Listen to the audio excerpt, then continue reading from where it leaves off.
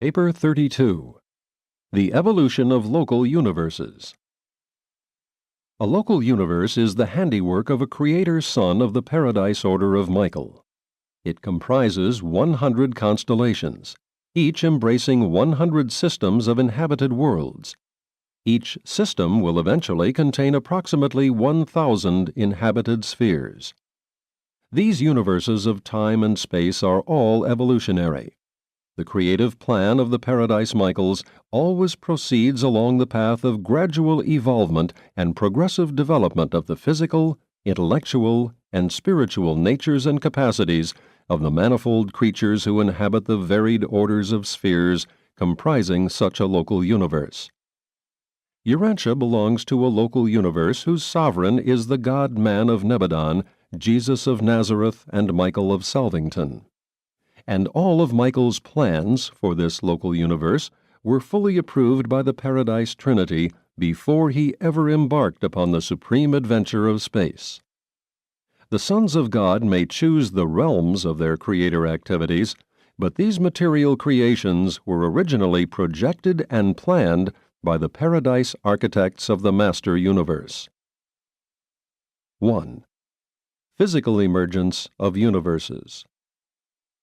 The pre-universe manipulations of space force and the primordial energies are the work of the Paradise Master Force organizers.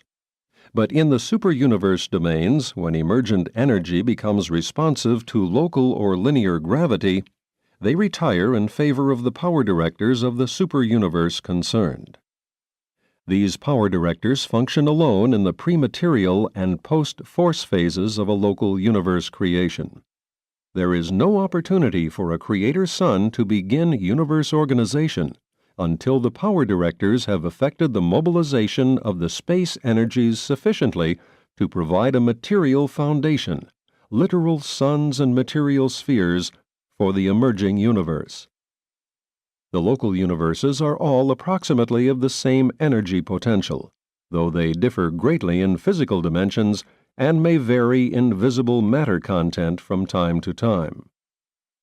The power charge and potential matter endowment of a local universe are determined by the manipulations of the power directors and their predecessors, as well as by the creator son's activities and by the endowment of the inherent physical control possessed by his creative associate. The energy charge of a local universe is approximately 1/100,000th of the force endowment of its superuniverse. In the case of Nebadon, your local universe, the mass materialization is a trifle less. Physically speaking, Nebadon possesses all of the physical endowment of energy and matter that may be found in any of the Orvanton local creations. The only physical limitation upon the developmental expansion of the Nebadon universe consists in the quantitative charge of space energy held captive by the gravity control of the associated powers and personalities of the combined universe mechanism.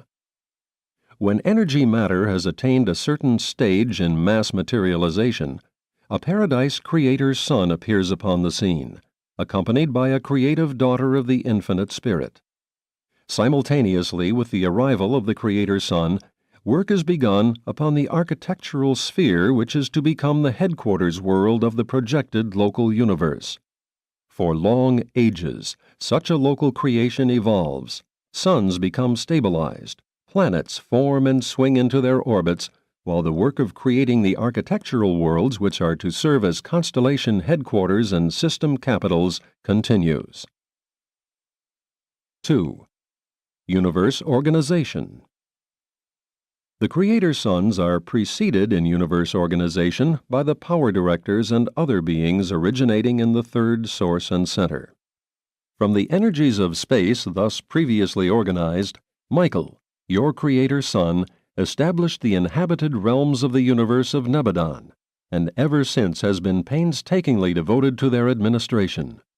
From pre-existent energy, these divine sons materialize visible matter, project living creatures, and with the cooperation of the universe presence of the Infinite Spirit, create a diverse retinue of spirit personalities. These power directors and energy controllers, who long preceded the Creator Sun in the preliminary physical work of universe organization, later serve in magnificent liaison with this universe Sun, forever remaining in associated control of those energies which they originally organized and circuitized. On Salvington there now function the same 100 power centers who cooperated with your Creator Sun in the original formation of this local universe. The first completed act of physical creation in Nebadon consisted in the organization of the headquarters world, the architectural sphere of Salvington with its satellites. From the time of the initial moves of the power centers and physical controllers to the arrival of the living staff on the completed spheres of Salvington, there intervened a little over 1 billion years of your present planetary time. The construction of Salvington was immediately followed by the creation of the 100 headquarters worlds of the projected constellations and the 10,000 headquarters spheres of the projected local systems of planetary control and administration, together with their architectural satellites. Such architectural worlds are designed to accommodate both physical and spiritual personalities, as well as the intervening Urantia or transition stages of being. Salvington, the headquarters of Nebadon, is situated at the exact energy mass center of the local universe. But your local universe is not a single astronomic system, though a large system does exist at its physical center. Salvington is the personal headquarters of Michael of Nebadon, but he will not always be found there. While the smooth functioning of your local universe no longer requires the fixed presence of the Creator Sun at the capital sphere, this was not true of the earlier epochs of physical organization. A Creator Sun is unable to leave his headquarters world until such a time as gravity stabilization of the realm has been effected through the materialization of sufficient energy to enable the various circuits and systems to counterbalance one another by mutual material attraction. Presently, the physical plan of a universe is completed, and the Creator Sun, in association with the creative spirit, projects his plan of life creation. Whereupon does this representation of the infinite spirit begin her universe function as a distinct creative personality. When this first creative act is formulated and executed, there springs into being the bright and morning star, the personification of this initial creative concept of identity and ideal of divinity. This is the chief executive of the universe, the personal associate of the Creator Sun, one like him in all aspects of character, though markedly limited in the attributes of divinity. And now that the right-hand helper and chief executive of the Creator Sun has been provided, there ensues the bringing into existence of a vast and wonderful array of diverse creatures. The sons and daughters of the local universe are forthcoming, and soon thereafter the government of such a creation is provided, extending from the supreme councils of the universe to the fathers of the constellations and the sovereigns of the local systems, the aggregations of those worlds which are designed subsequently to become the homes of the varied mortal races of will creatures, and each of these worlds will be presided over by a planetary prince. And then, when such a universe has been so completely organized and so repletely manned, does the Creator Sun enter into the Father's proposal to create mortal man in their divine image. The organization of planetary abodes is still progressing in Nebadon, for this universe is indeed a young cluster in the starry and planetary realms of Orvanton. At the last registry there were 3,840,101 inhabited planets in Nebadon, and Satania, the local system of your world, is fairly typical of other systems. Satania is not a uniform physical system, a single astronomic unit or organization. Its 619 inhabited worlds are located in over 500 different physical systems. Only 5 have more than 2 inhabited worlds, and of these, only 1 has 4 peopled planets, while there are 46 having 2 inhabited worlds. The Satania system of inhabited worlds is far removed from Uversa, and that great sun cluster which functions as the physical or astronomic center of the seventh superuniverse. From Jerusalem, the headquarters of Satania, it is over 200,000 light-years to the physical center of the superuniverse of Orvanton, far, far away in the dense diameter of the Milky Way. Satania is on the periphery of the local universe, and Nebadon is now well out towards the edge of Orvanton. From the outermost system of inhabited worlds to the center of the superuniverse is a trifle less than 250,000 light-years. The universe of Nebadon now swings far to the south and east in the superuniverse circuit of Orvanton. The nearest neighboring universes are Avalon, Hensalon, Sansalon, Portalon, Wolvering, Fanoving, and Alvaring. But the evolution of a local universe is a long narrative. Papers dealing with the superuniverse introduce this subject. Those of this section treating of the local creations continue it, while those to follow, touching upon the history and destiny of Urantia, complete the story. But you can adequately comprehend the destiny of the mortals of such a local creation only by a perusal of the narratives of the life and teachings of your Creator Son, as he once lived the life of man in the likeness of mortal flesh on your own evolutionary world. 3. The evolutionary idea.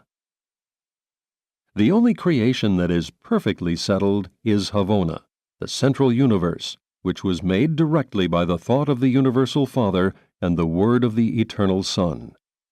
Havona is an existential, perfect and replete universe, surrounding the home of the eternal deities, the center of all things.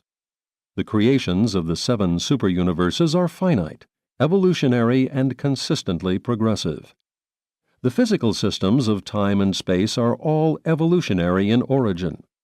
They are not even physically stabilized until they are swung into the settled circuits of their superuniverses. Neither is a local universe settled in light and life until its physical possibilities of expansion and development have been exhausted, and until the spiritual status of all its inhabited worlds has been forever settled and stabilized. Except in the central universe, perfection is a progressive attainment. In the central creation we have a pattern of perfection, but all other realms must attain that perfection by the methods established for the advancement of those particular worlds or universes. And an almost infinite variety characterizes the plans of the Creator's sons for organizing, evolving, disciplining, and settling their respective local universes. With the exception of the deity presence of the Father, every local universe is, in a certain sense, a duplication of the administrative organization of the central or pattern creation.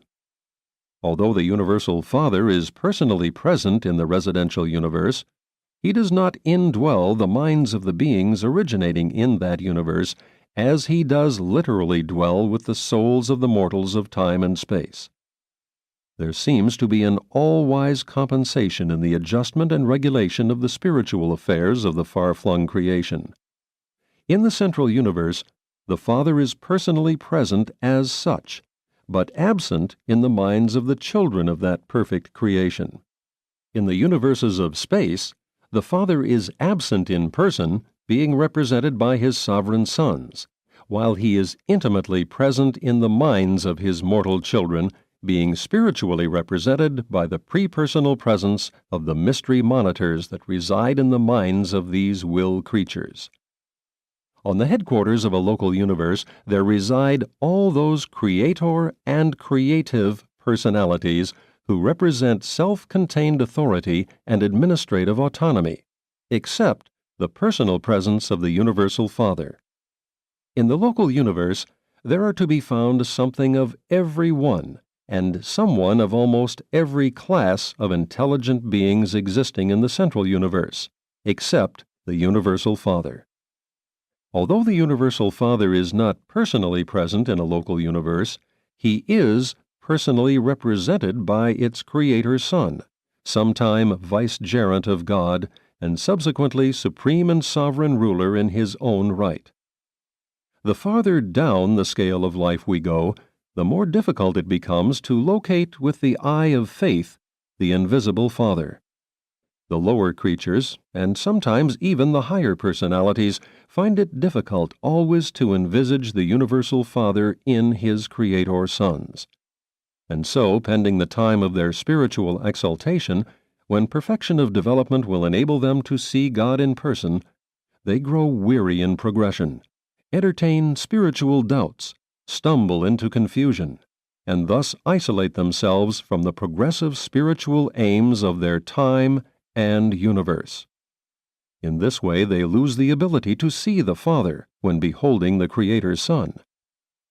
The surest safeguard for the creature throughout the long struggle to attain the Father during this time when inherent conditions make such attainment impossible is tenaciously to hold on to the truth fact of the Father's presence in His sons.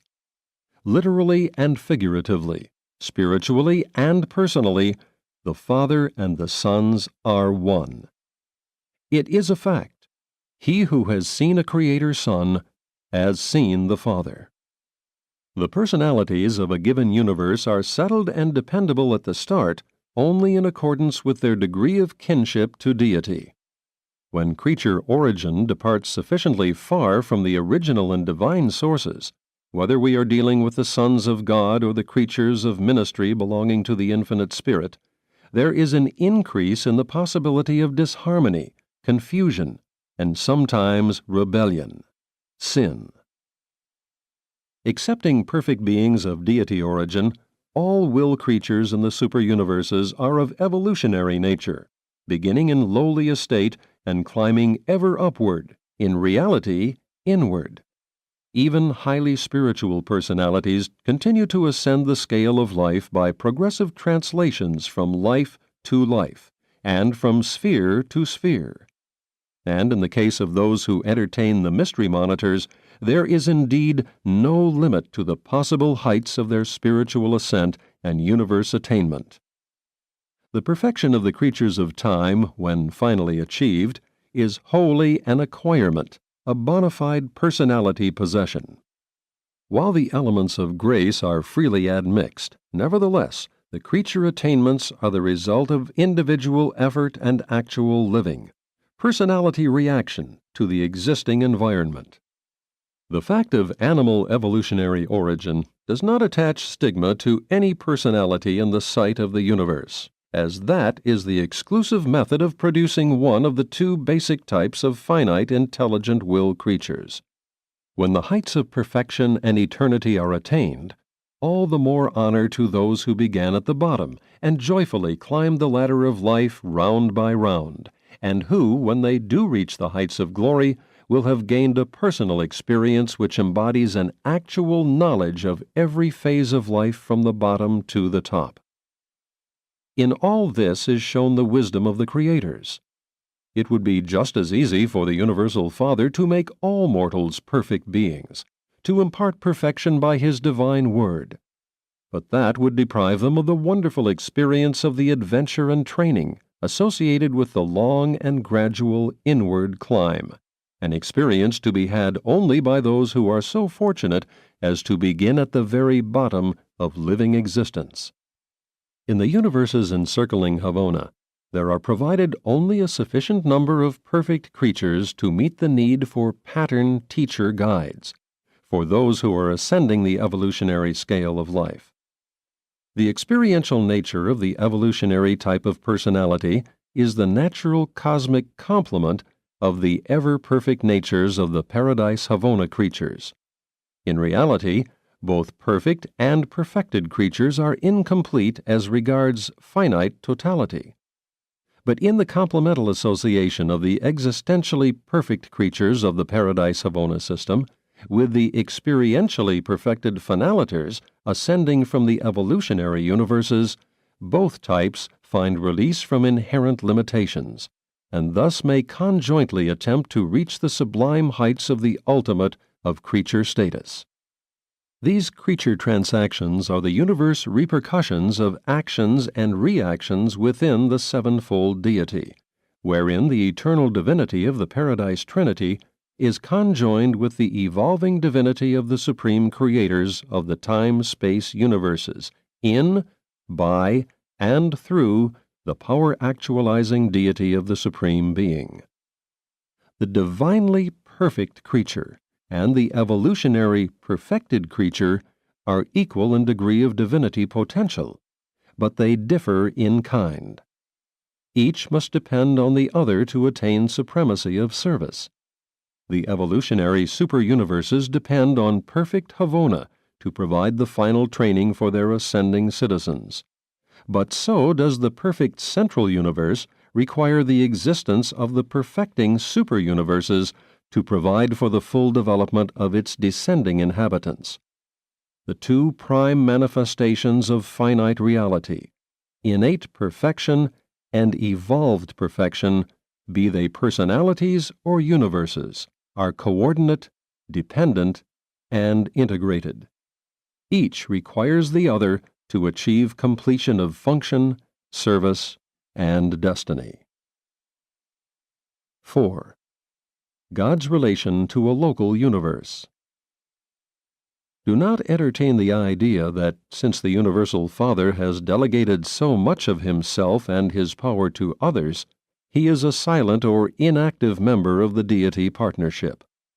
Aside from personality domains and adjuster bestowal, he is apparently the least active of the paradise deities, in that he allows his deity coordinates, his sons, and numerous created intelligences to perform so much in the carrying out of his eternal purpose. He is the silent member of the creative trio only in that he never does aught which any of his coordinate or subordinate associates can do. God has full understanding of the need of every intelligent creature for function and experience, and therefore in every situation, be it concerned with the destiny of a universe or the welfare of the humblest of his creatures, God retires from activity in favor of the galaxy of creature and creator personalities who inherently intervene between himself and any given universe situation or creative event. But notwithstanding this retirement, this exhibition of infinite coordination, there is on God's part an actual, literal, and personal participation in these events by and through these ordained agencies and personalities. The Father is working in and through all these channels for the welfare of all his far-flung creation. As regards the policies, conduct, and administration of a local universe, the Universal Father acts in the person of his Creator Son.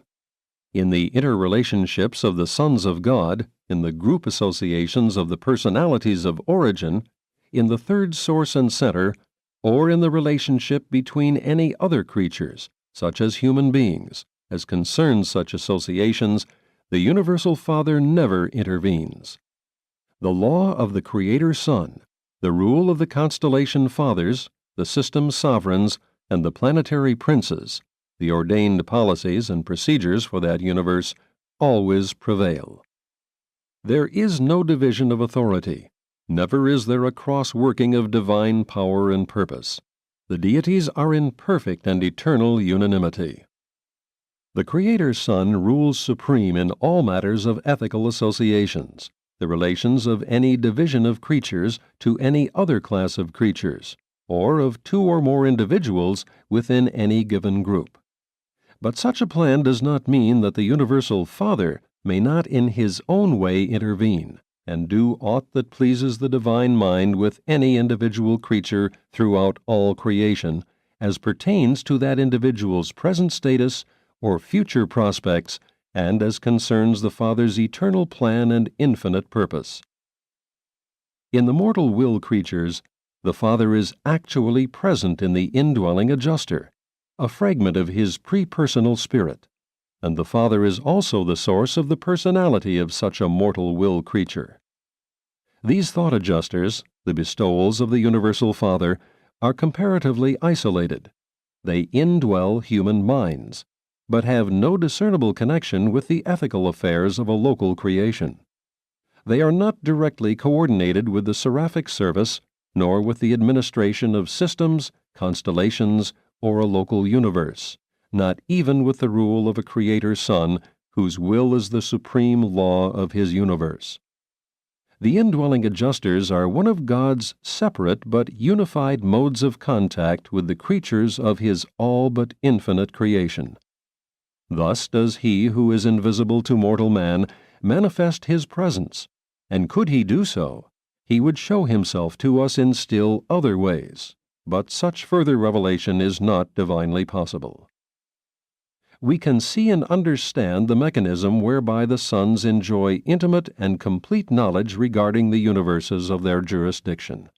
But we cannot fully comprehend the methods whereby God is so fully and personally conversant with the details of the universe of universes, although we at least can recognize the avenue whereby the Universal Father can receive information regarding and manifest His presence to the beings of His immense creation. Through the personality circuit, the Father is cognizant, has personal knowledge of all the thoughts and acts of all the beings in all the systems of all the universes of all creation.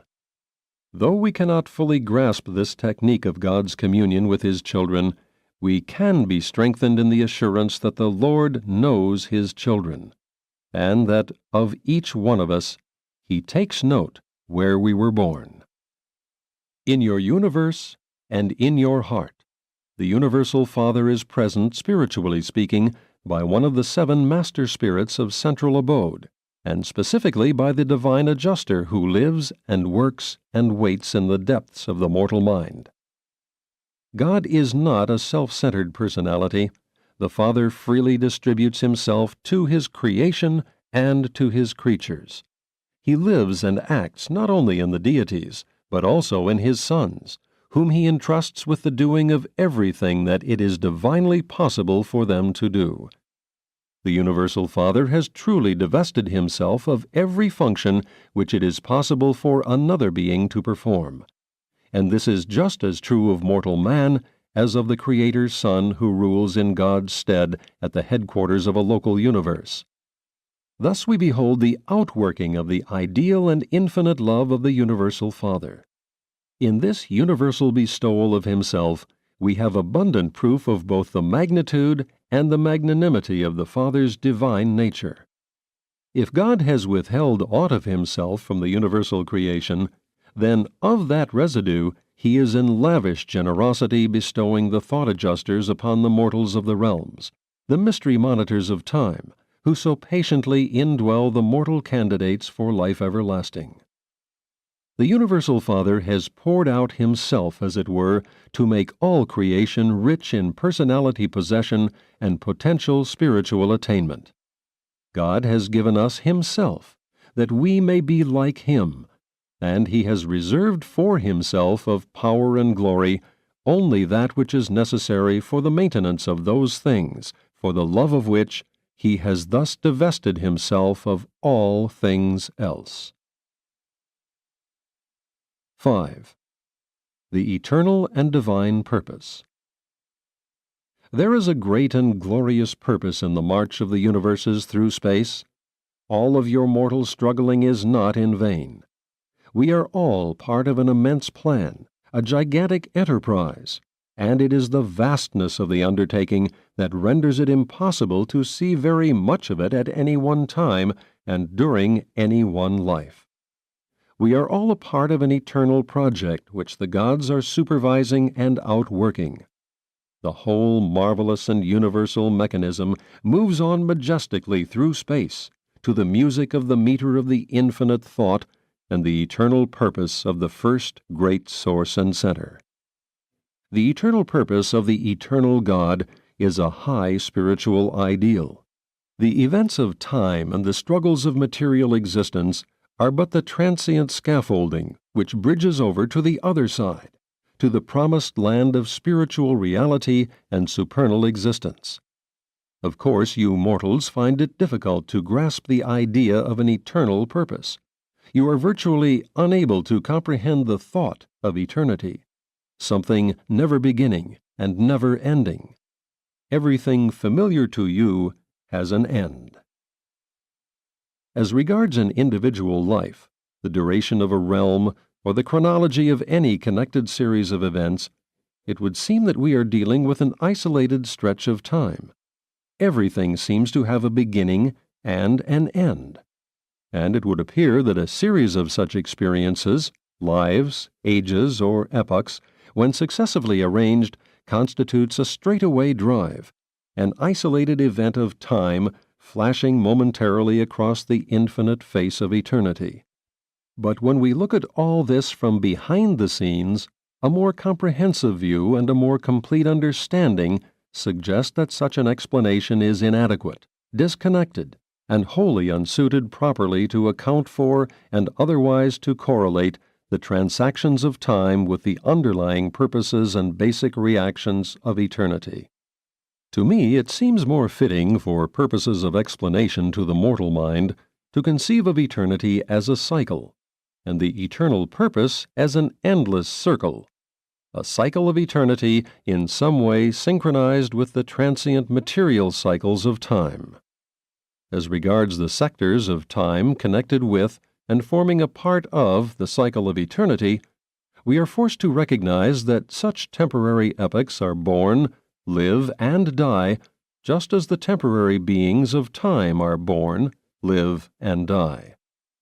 Most human beings die because, having failed to achieve the spirit level of a juster fusion, the metamorphosis of death constitutes the only possible procedure whereby they may escape the fetters of time and the bonds of material creation, thereby being enabled to strike spiritual step with the progressive procession of eternity. Having survived the trial life of time and material existence, it becomes possible for you to continue on in touch with, even as a part of, eternity, swinging on forever with the worlds of space around the circle of the eternal ages. The sectors of time are like the flashes of personality in temporal form.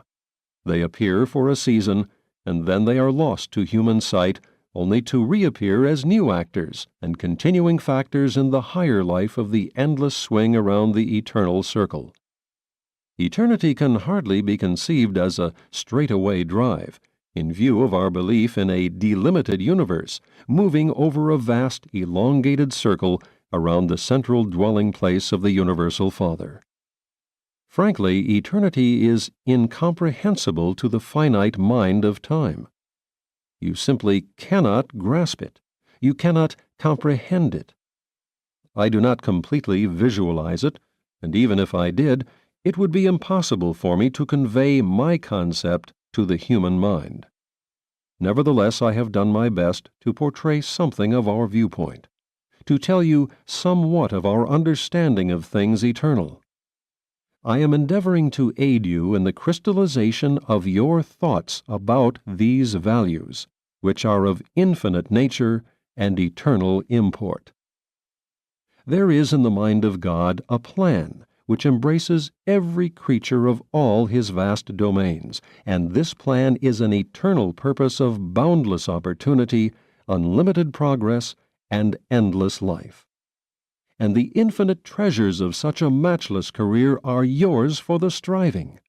The goal of eternity is ahead. The adventure of divinity attainment lies before you. The race for perfection is on. Whosoever will may enter, and certain victory will crown the efforts of every human being who will run the race of faith and trust, depending every step of the way on the leading of the indwelling adjuster, and on the guidance of that good spirit of the universe Son, which so freely has been poured out upon all flesh. Presented by a mighty messenger temporarily attached to the Supreme Council of Nebadon, and assigned to this mission by Gabriel of Salvington.